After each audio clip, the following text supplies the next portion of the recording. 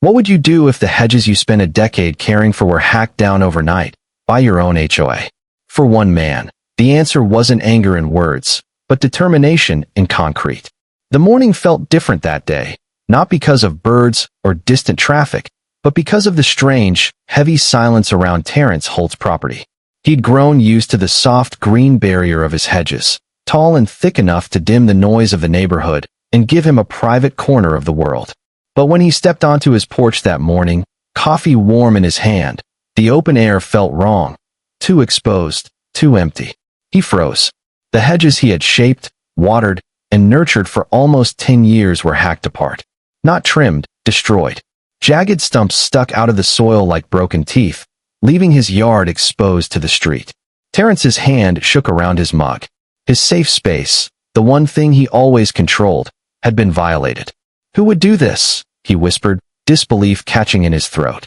The neighborhood carried on as usual, sprinklers hissing, a jogger passing by, a delivery truck pulling up. No one seemed to notice that his sanctuary had been carved apart in the night. But for Terrence, it wasn't just landscaping.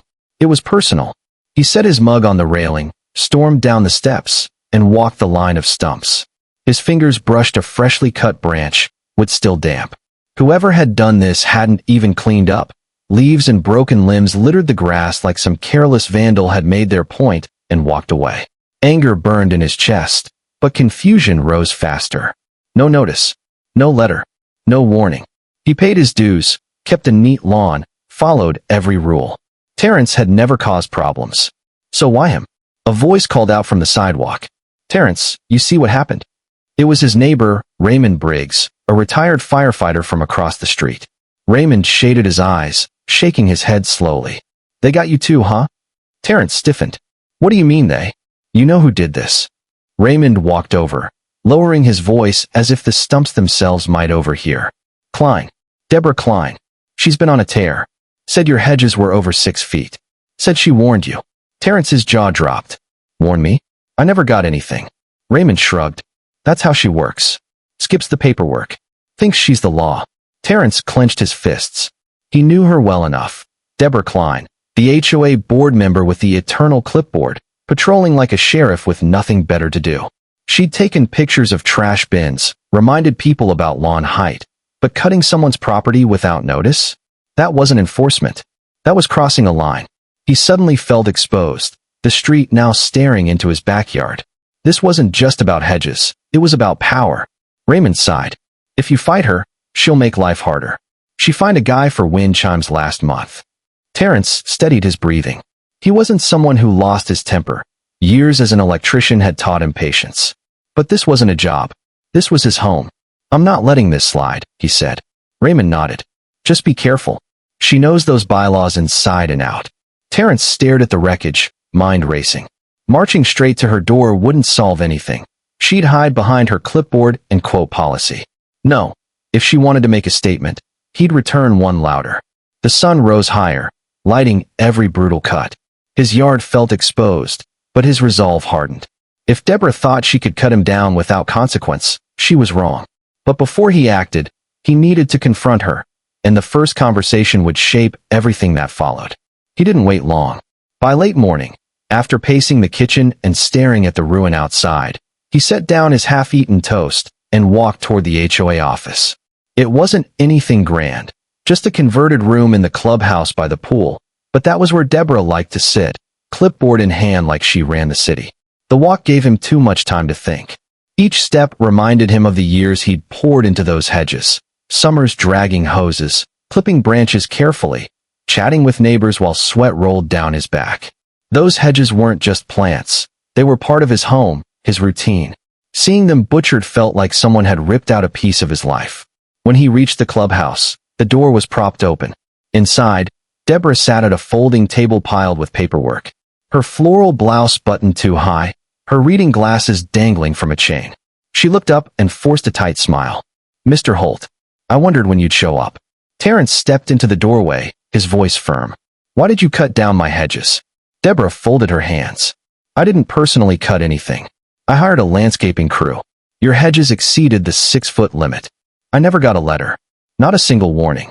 Her tone sharpened. We don't need multiple reminders for obvious violations. I gave you verbal notice during my walk 2 weeks ago. Terrence shook his head. No, you didn't.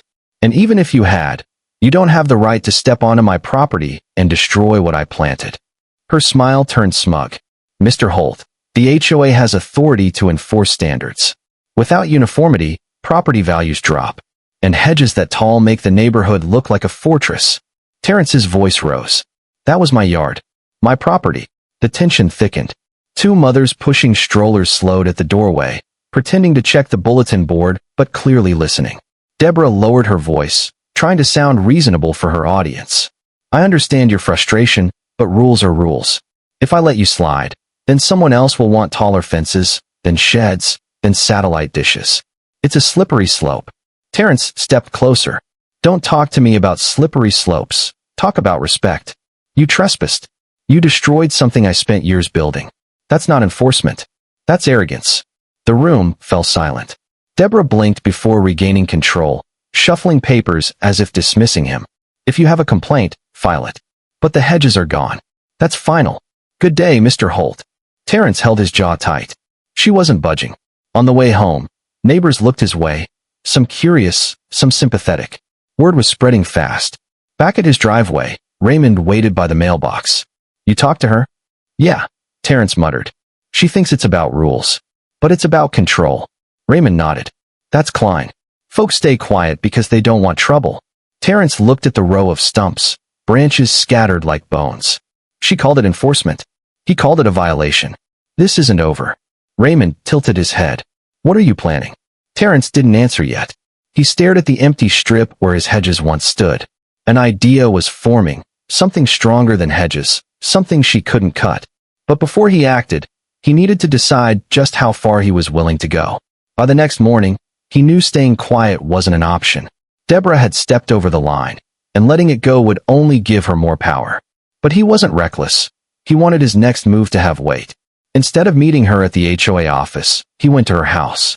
She lived 3 streets over on a corner lot with perfect azaleas and a porch decorated with a rocking chair no one had ever seen her use. Her reputation stretched far beyond her yard. People whispered that she measured lawns with a tape, snapped pictures of garbage cans, and even kids on bikes avoided her walkway. Terrence wasn't easily intimidated, but as he walked up her stone path, tension knotted in his chest. He rang the doorbell. Footsteps approached. The door opened. Deborah stood there, glasses low, lips pinched, expression already prepared. Mr. Holt, she said. Here to revisit the hedge situation? Terrence leaned on the porch railing, his voice steady. No. I'm here to talk about respect.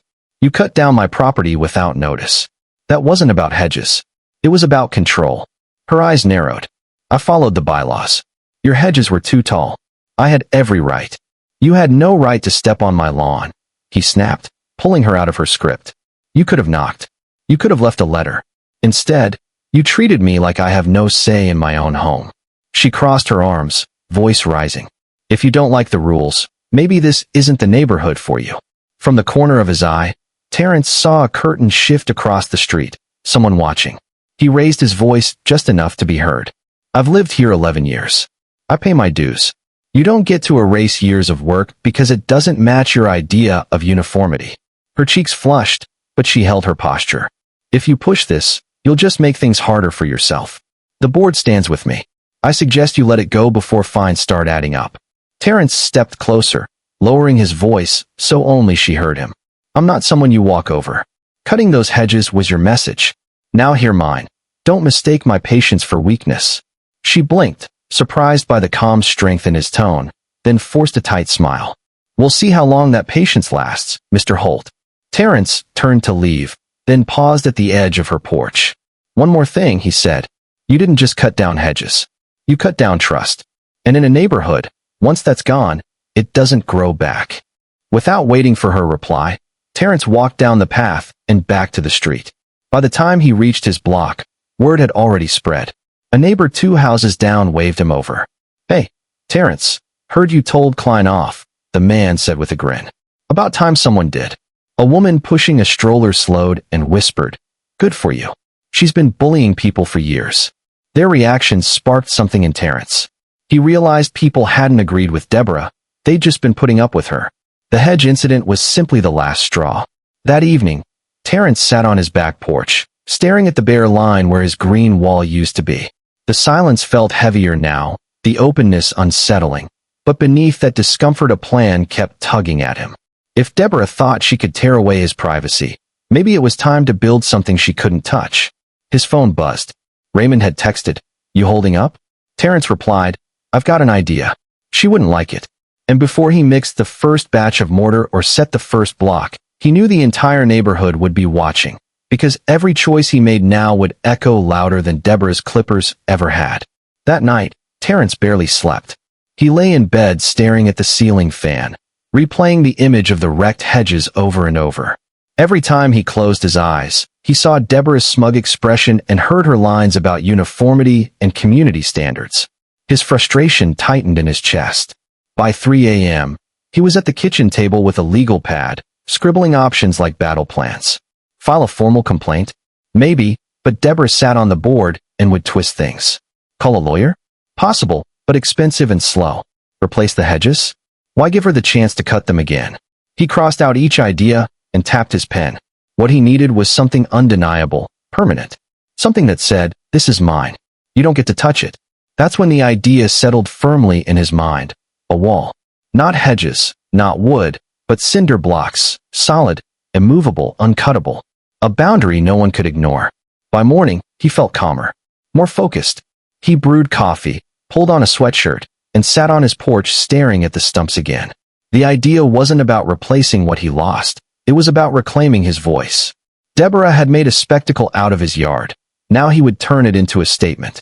Raymond stopped by mid-morning, leaning on his cane. "You look like a man with a plan," he said. Terrence gave a small smile. "You could say that. You going to replant?" "No," Terrence replied. "I'm building a wall." Raymond raised his eyebrows. "A wall? Like bricks?" "Cinder blocks," Terrence said. 6 feet tall. "She can cut hedges, but she can't cut concrete." Raymond let out a low whistle. "That'll shake her up." "That's the idea," Terrence said. "This isn't just landscaping anymore. It's a line she can't cross." Raymond chuckled. "If you need a hand, I can't lift much anymore, but I'll sure keep you company." That afternoon, Terrence drove to a construction supply yard. Towering stacks of blocks lined the aisles. He loaded his truck with as many as it could carry, plus bags of mortar and a new trowel. The cashier raised a brow. "Building something big." Terrence gave a half smirk. "You could say that." When he returned to the neighborhood, the rattling truck bed drew plenty of attention. A couple mowing their lawn paused to watch him unload. Kids on scooters slowed down, curious. By the time he had neat stacks arranged in his driveway, Raymond had already settled into a lawn chair, ready to observe. "You sure know how to get people talking," he joked. "Let them talk," Terrence said, wiping sweat from his brow. "I'm tired of letting her run this place." As evening settled in, he stood studying the materials. He could already picture the wall, straight, solid, stretching the length of his property line. It would take time, but every block would bring him closer to taking control back. He snapped a photo of the stacked blocks and sent it to his sister. "Time to build something that lasts." She replied quickly, "Proud of you. Don't let her push you around." The next morning, as he mixed the first batch of mortar, Deborah's car rolled past. She didn't stop, but she stared, tight-lipped, eyes narrowed. Terrence met her gaze for a moment, then returned to work without a word. It was a silent declaration, loud enough for the whole street. And the wall was only the beginning. Because as Terrence worked, the neighborhood began to divide, and every block he set forced people to choose a side. Saturday morning came bright and clear, the kind of day neighbors usually spent mowing or grilling. But Terrence was out front, dressed in old work jeans, gloves on, a wheelbarrow of mortar beside him. A string line marked where the Hedges once stood, guiding where the first row of blocks would go. He crouched down, spreading mortar. One block, then another, carefully leveled. Each clink of concrete felt steady and determined. By midday, people were noticing. Mrs. Chun paused her gardening. "Morning, Terrence," she said. "Morning," he replied. She glanced at the stacks. "That's a lot of blocks." "It's going to be a wall," he said. She raised her eyebrows. "A real one. As real as it gets." She hesitated, then smiled politely. "Well, I hope it brings you peace." Not long after, Raymond showed up with 2 folding chairs and a cooler of iced tea. He settled in like it was entertainment. "You've got quite the audience already," he joked. Terrence smirked. Better than cable. By lunchtime, the project had turned into neighborhood talk. Dog walkers slowed. Parents pushing strollers whispered. Some showed quiet support. Others frowned like the wall was already casting a shadow. The first row went smoothly. The second tested his patience. Keeping it level was tough, and hauling the blocks strained his arms. But he pushed through, sweat dripping, each block feeling like defiance set in stone. Around 3 p.m., he heard the sharp click of heels. He didn't need to look. Deborah had arrived. She stopped at the curb, hands clasped behind her back, staring at the wall. "Mr. Holt," she called. Terrence kept working. "Mr. Holt," she repeated, sharper. Finally, he looked up. "Something you need, Deborah?" She eyed the wall. "Do you really think this fortress is appropriate for our community?" Terrence leaned on his trowel. "More appropriate than cutting down someone's property without permission." Her jaw tensed. "You're creating an eyesore. This doesn't match the neighborhood aesthetic." Terrence scoffed. "Funny, you didn't care about aesthetics when you destroyed my hedges." Her cheeks flushed.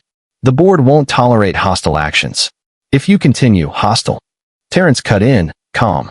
"Building a wall on my land is hostile, but hacking apart my plants wasn't. Listen to yourself." Neighbors nearby paused to watch. Deborah noticed and lowered her voice. "Terrence, I'm asking you, as a neighbor, stop before this gets out of hand." He held her gaze. "You had your say when you cut my hedges. This is my say, and I'm not stopping." For the first time, she didn't fire back immediately.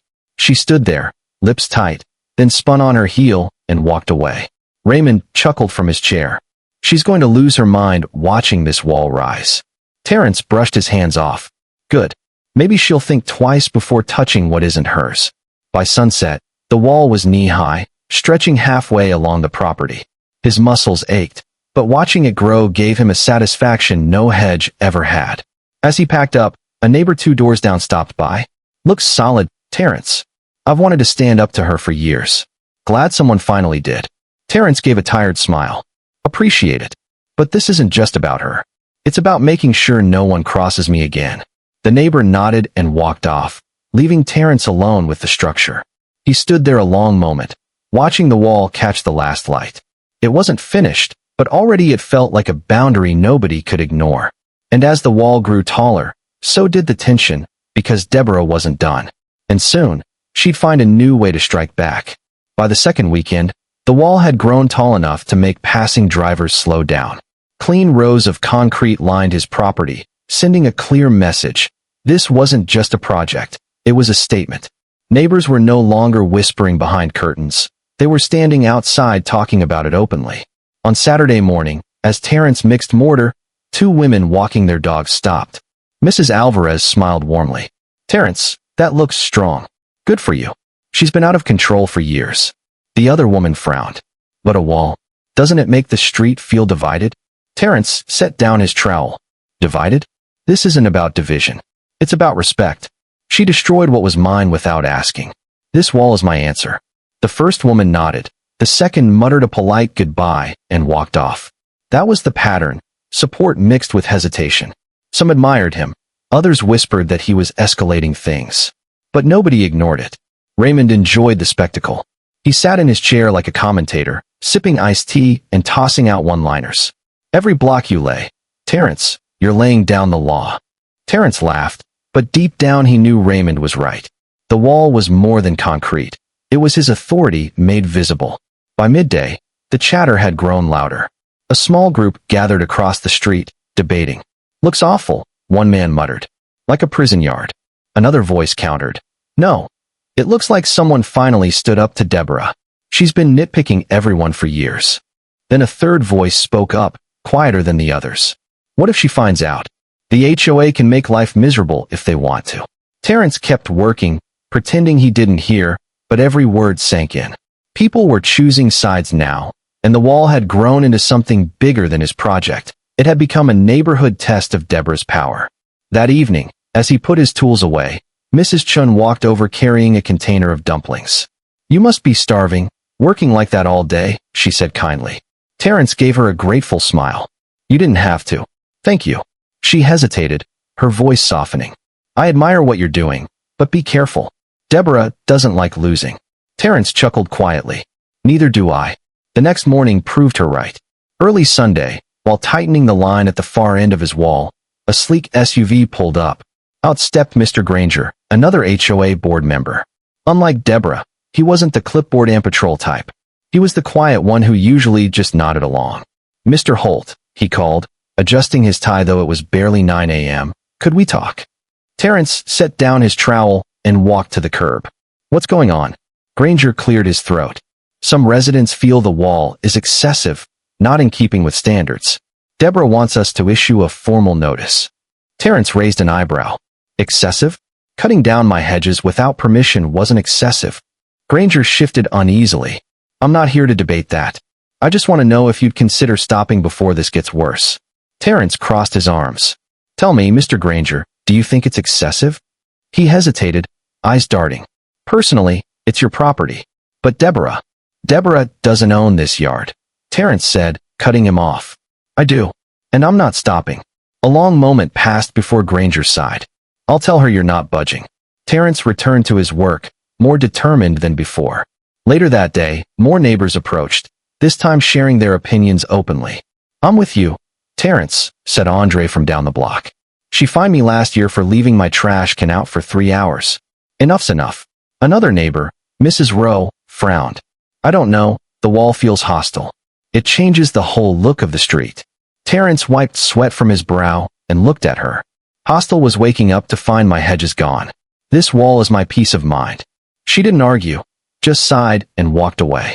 By sunset, the wall stood taller, and tension hung in the air. Deborah hadn't shown up, but her presence was in every whisper. Terrence stood with Raymond, staring at their progress. She's not going to let this go, Raymond muttered. Terrence nodded. Good. Neither am I. But Deborah wasn't done. She was just getting started. Monday morning, the neighborhood felt different. People talked in hushed tones, pointed at the wall, even drove by slowly to judge. This wasn't curiosity anymore, it was division. Then came the letter. A crisp envelope with the HOA logo sat in his mailbox. Inside, a notice declared, structure not in compliance, cease construction immediately, escalating fines to follow. Terrence read it twice, jaw tightening. This had Deborah's fingerprints all over it. He dropped it on the kitchen counter while the coffee maker hummed. The HOA rules were vague on purpose. Phrases like uniform appearance that meant nothing specific. Exactly the kind of loophole Deborah liked to exploit. By noon, she appeared herself. Terrence was hauling blocks when he heard heels clicking. Deborah stood at the edge of his driveway, clipboard in hand. Mr. Holt, she said sharply, I trust you received the notice. I did, he replied. You're wasting paper. Her lips thinned. This wall is not approved. The board voted this morning. You're in violation. He laughed once. You mean you voted? Don't pretend everyone agreed. Her face reddened. Mr. Granger was present. So was Mrs. Rowe. And how many actually supported you? Terrence asked.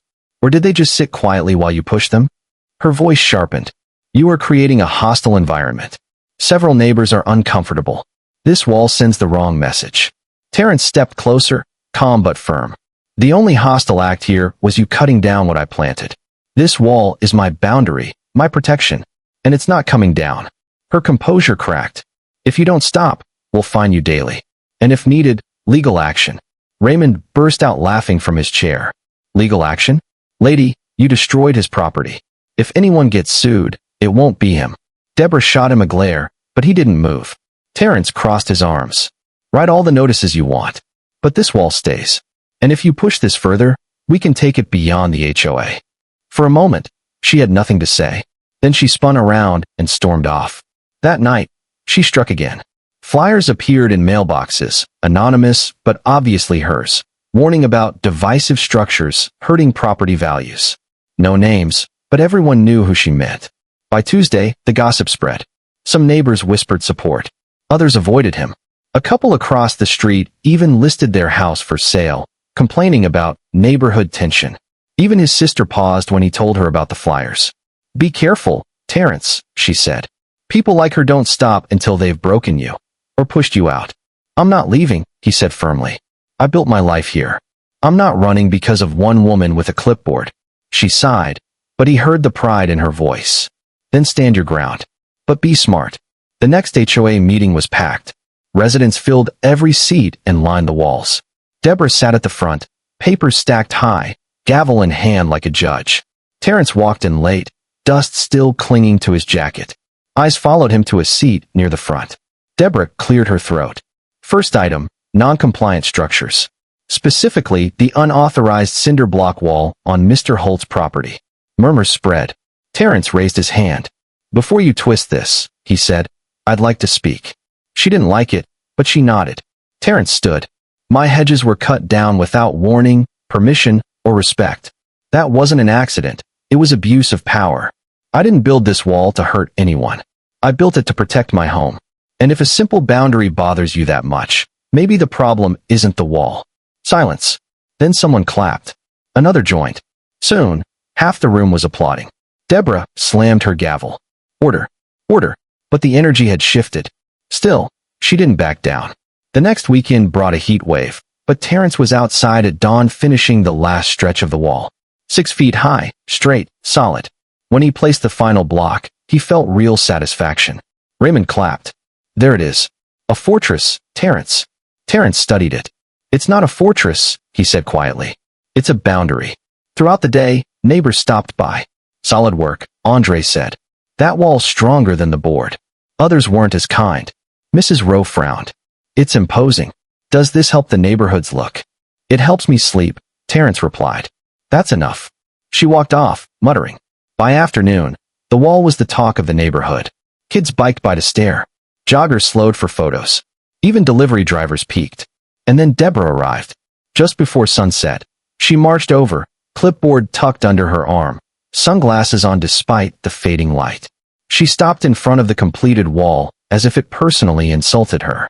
So this is it, she said coldly. Your grand statement. Terrence leaned on his shovel. It's not a statement. It's a solution. You can't cut this down. Her mouth twisted. You think this makes you look strong? It makes you look combative. Neighbors want unity, not barriers. Unity comes from respect, Terrence replied calmly. And respect doesn't mean destroying what someone else built. This wall is the line you can't cross. Raymond chimed in from his chair. Looks like you lost, Deborah. He's got more concrete than your bylaws. This isn't over, she snapped. The board will pursue fines and legal action. This wall cannot stand. Terrence wiped his hands on his jeans. Try if you want. Every time you do, you'll remind people what you did. And every time they see this wall, they'll remember why I built it. For the first time, she had no response. She turned sharply and marched away, heels clacking furiously. That night, Terrence sat on his porch. Staring at the finished wall under the streetlights, he took it in quietly. It wasn't beautiful the way the hedges had been. It was plain, gray, industrial. But it was honest. It stood because he built it with his own 2 hands, and no one could take that from him. His phone buzzed again. A message from his sister. Saw the photos. The wall looks strong. I'm proud of you. Terrence smiled faintly. He hadn't asked anyone to share pictures, but clearly the neighbors had been talking. The wall wasn't just his anymore. It had become a symbol, stubbornness to some, courage to others. The next morning, when he went out to grab the paper, he noticed something unexpected. 2 houses down, a neighbor had begun putting up a wooden privacy fence. Across the street, another stood with a contractor looking over sketch plans. The ripple had begun. His wall had encouraged others. Raymond shuffled over with his cane, grinning. Looks like you started a movement.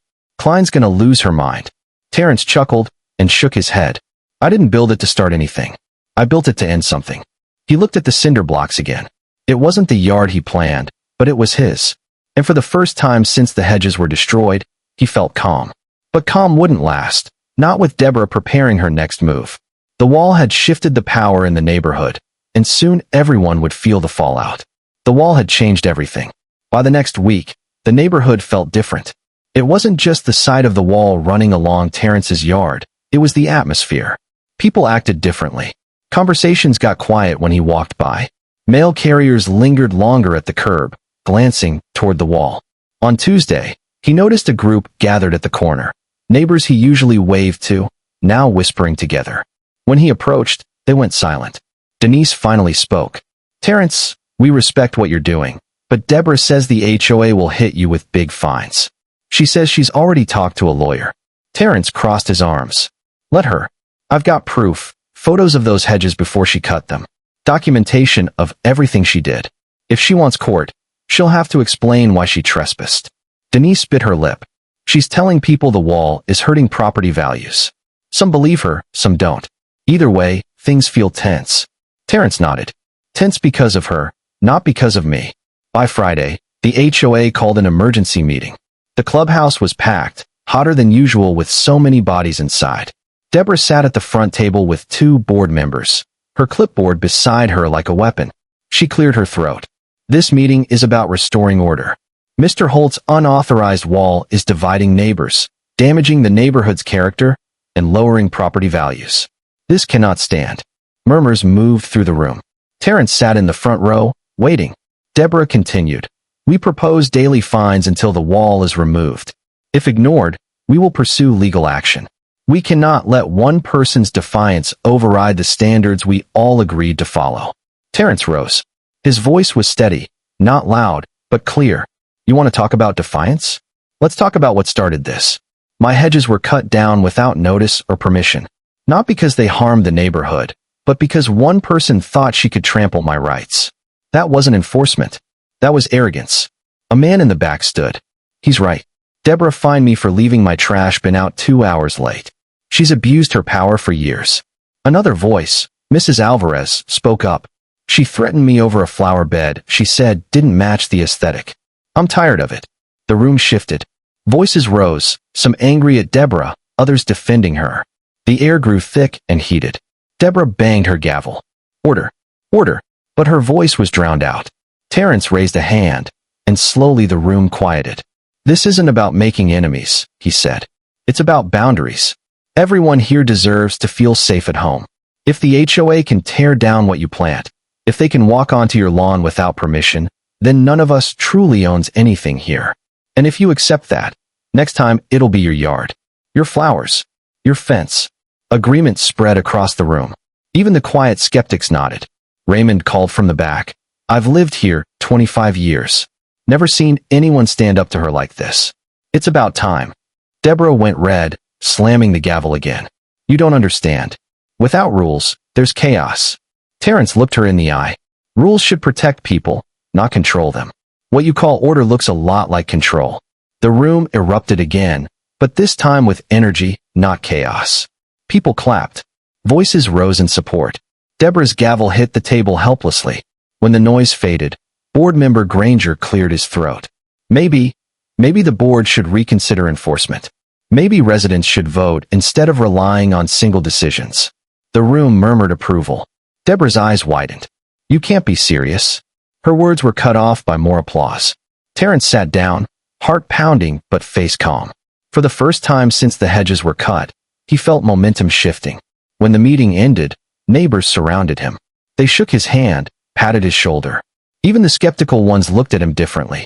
Outside, Raymond grinned. She's rattled. You didn't just build a wall.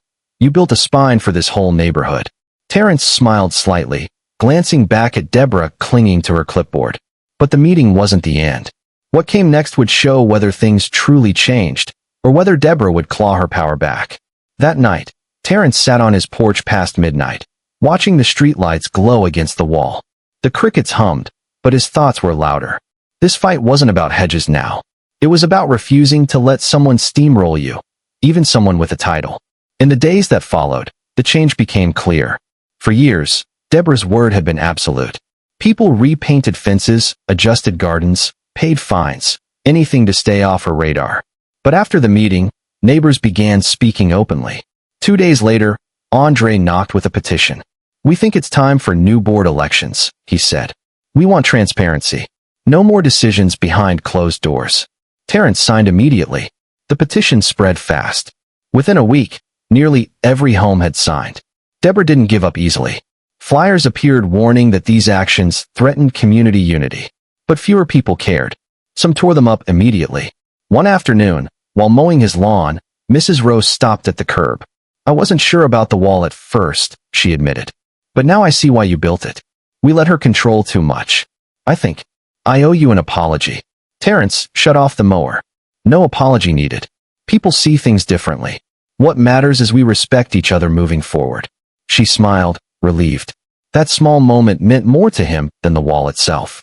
By the time the petition forced a vote, Deborah's influence was broken. The hall filled once again, this time with people eager for change. The ballots were simple. The results were clear. Deborah lost her seat. Granger stepped down too. New board members, fair and reasonable, were elected in their place. When the results were announced, the room cheered. Deborah sat frozen, pale, her clipboard untouched. She stood abruptly, muttered something, and stormed out. For the first time in years, the neighborhood felt lighter. Raymond shuffled over, grinning. "Well, you did it. Brought down the queen with nothing but concrete and determination." Terrence laughed. "I didn't do it alone. Everyone just needed a reason to stand." In the weeks that followed, the neighborhood slowly healed. Notices were discussed openly. Residents planted flowers, hung wind chimes, decorated their yards without fear. The chaos Deborah predicted never came. Instead, the community grew closer. As for the wall, it became part of the street. Some found it stark, others admired it. But to Terrence, it symbolized peace. Every time he looked at it from his porch, he felt the comfort of knowing no one could take his space again. One evening, his sister visited. She stared at the wall and smiled. "I didn't think you'd actually build it. But now, I understand." He nodded. "It means I won't let someone else decide what I can or can't have on my own property. Boundaries matter, whether it's hedges, walls, or respect." She hugged him. "You taught everyone something." Later, he sat with Raymond on the porch, watching kids ride bikes past the wall without a care. The neighborhood wasn't perfect, but it was better. Raymond chuckled, sipping tea. "Funny thing, that wall you built ended up tearing down something bigger, her control." Terrence smiled, eyes on the concrete blocks glowing in the streetlight. Sometimes you have to build something solid to remind people they can't just cut you down. The lesson lingered. Boundaries weren't only physical, they were personal and necessary. Standing up didn't always mean yelling. Sometimes it meant building something strong enough to show where the line truly was. And for Terrence Holt, that wall stood not as a monument to conflict, but as a symbol of dignity, strength, and the simple truth that respect must be earned, not enforced. If this story spoke to you, remember this: boundaries matter. Your home, your time, your peace. Never be afraid to defend them. And if you enjoyed Terrence's journey, don't forget to subscribe. There's more to come.